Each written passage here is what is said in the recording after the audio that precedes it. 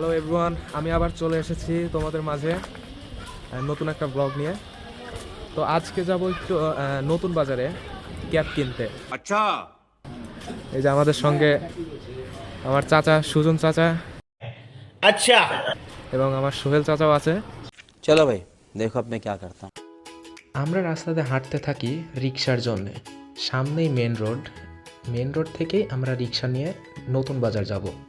রাস্তার এদিক ওদিক তাকিয়েও কোনো রিক্সা পাচ্ছিলাম না।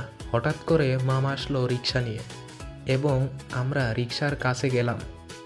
রিক্সার কাছে যাওয়ার পরে মামাকে বললাম যে 3 জন নতুন বাজার যাব, কত টাকা ভাড়া দেওয়া লাগবে। মামা বলল 70 টাকা ভাড়া দেওয়া লাগবে। পরে 50 টাকার ভাড়া 70 টাকা চাওয়াতে আমরা তার রিক্সায় গেলাম না। ওই রিক্সা ছাড়ার কিছুক্ষণ পরেই আর একটা রিক্সা আসলো এবং মামাকে বললাম যে মামা নতুন বাজার যাবেন। মামা যাবে, কিন্তু তাকে 50 টাকা না, তাকে 60 টাকা দিতে হবে। তো আমরা কিছু না ভেবেই আমরা তার রিক্সায় উঠে পড়লাম।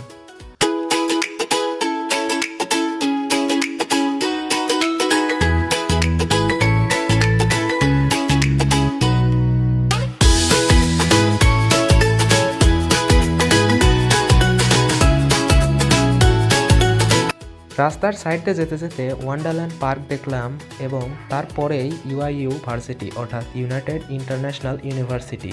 এই ভার্সিটিটা অনেক বিখ্যাত, এটি একটি প্রাইভেট ভার্সিটি। সামনে একটু জ্যাম লাগছে কারণ সামনে অনেক কনস্ট্রাকশনের কাজ চলতেছে।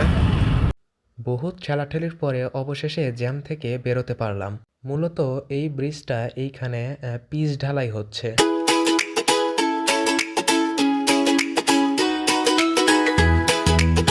তার কিছুক্ষণ পরেই আমরা চলে আসলাম নতুন বাজার এবং দেখছেন রাস্তার সাইড দিয়ে অনেক দোকানপাট বসেছে। এইখানে বিকাল হলেই অনেক দোকানপাট বসে এবং অনেক খাবারের দোকানও বসে। আমরা আরও সামনে যাচ্ছি কারণ আমরা যে কেনাকাটাগুলো করব এই দোকানগুলো এখানে নয়, সামনেই পাওয়া যাবে এবং সেই জন্যই আমরা সামনের দিকে যাচ্ছিলাম।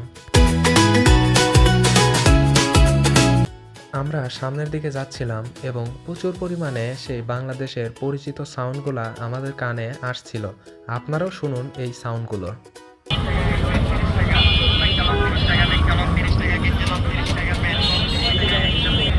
দেখালাম 200, পাইছিলাম 200, গ্যাবার্ডিং ফ্যান 200, এই সে 200, আবি যাবি 200।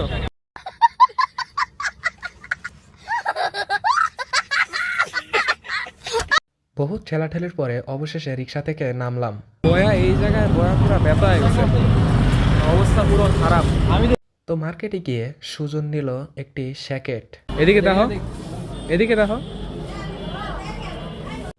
এবং আমি নিলাম সেই আমার কাঙ্ক্ষিত ক্যাপটি। ক্যাপটি পরে আমাকে কেমন লাগছে অবশ্যই কমেন্ট করে জানাবেন।